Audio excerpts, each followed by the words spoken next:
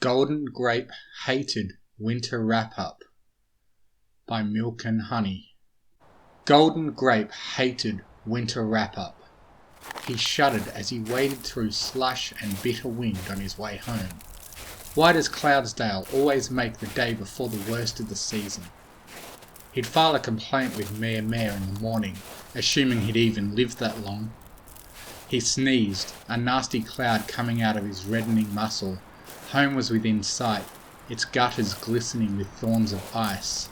The washboard rows of his nearby vineyard blanketed by snow. Shoveling those would be such a pain. He sighed, fumbling with frigid hooves to find the key under the mat. At the sound of a loud crack, he stepped to the side. Heavy ice smashing into the steps and scattering off into the barren garden plot. Starting early this year, aren't we? Key in mouth, he unlocked the door and entered. His home was even colder than outside, doing little to soothe aching muscles soaked to the bone. He shook himself somewhat dry, hung his scarf, bags and vest on the rack, and stepped out of the entryway into the living room. Have to get a fire going.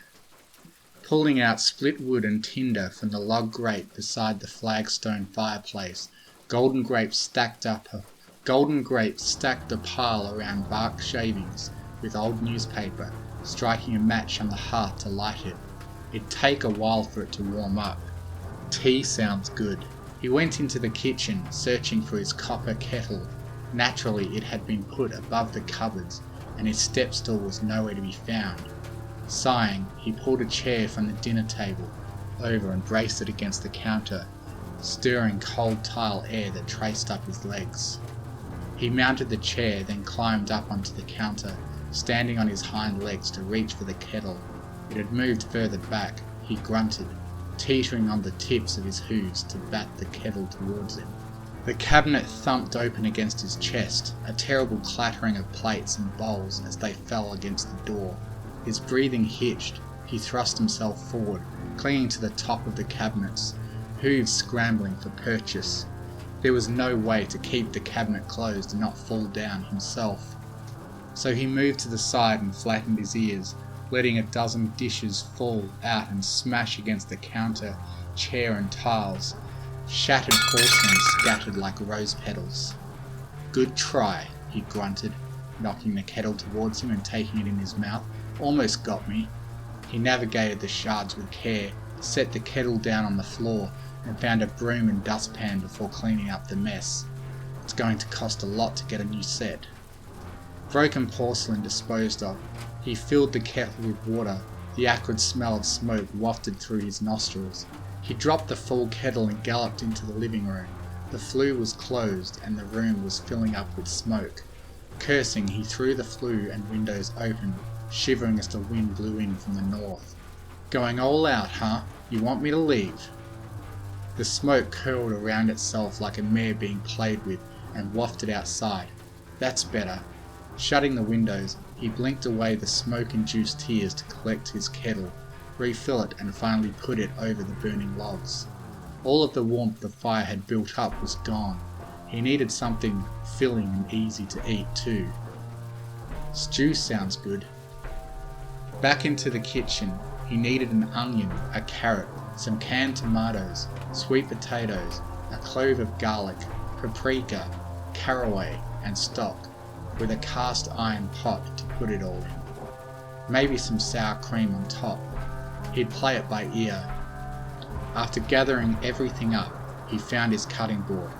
Don't you dare!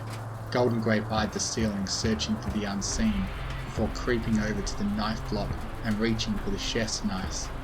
The block rattled, and he dropped just before the entire set jumped, all of the knives flying out and spinning, sticking to the wall opposite the counter.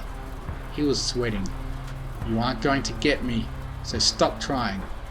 His heart crawled up his throat as he stood on wobbling legs, approaching the knives.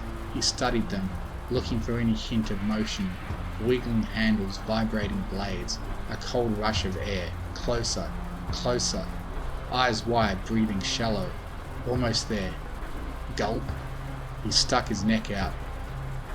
He bit down on the handle of the chef's knife and skittered away, but the knives embedded in the wall didn't do anything.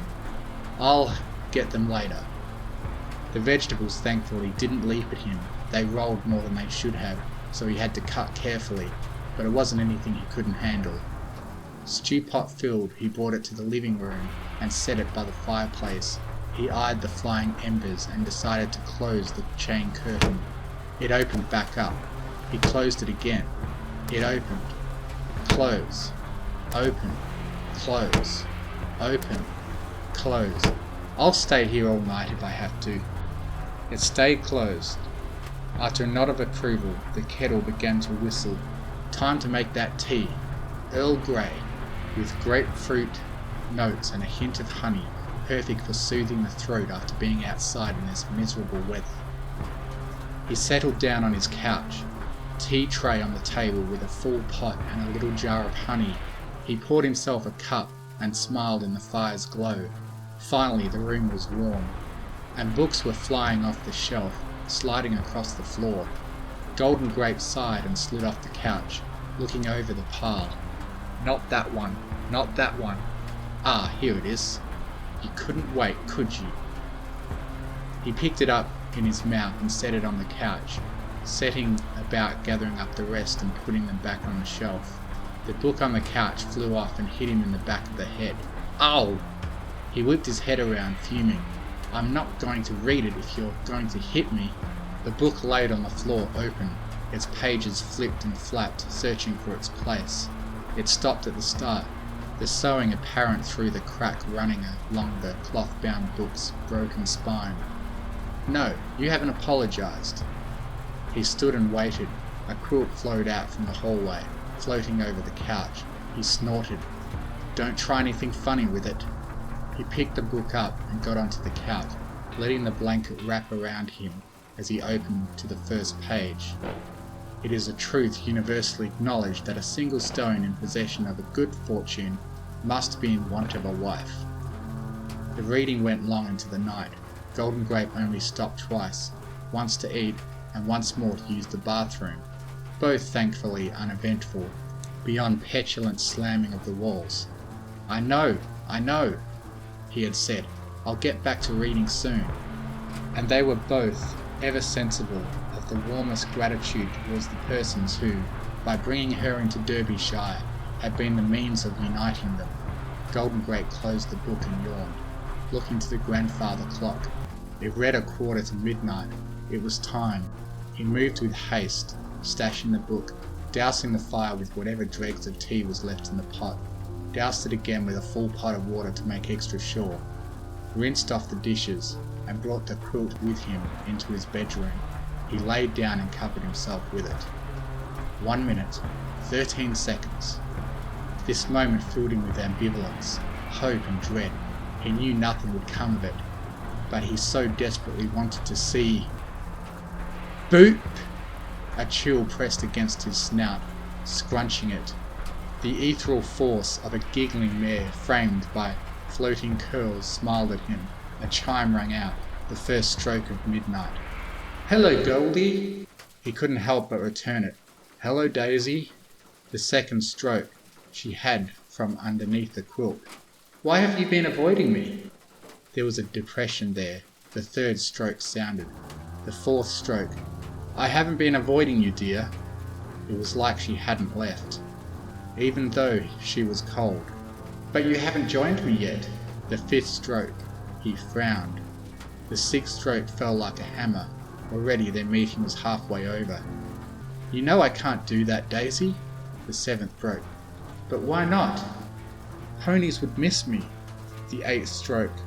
"But I miss you so much." The ninth stroke sounded out. "I know you do." 10th.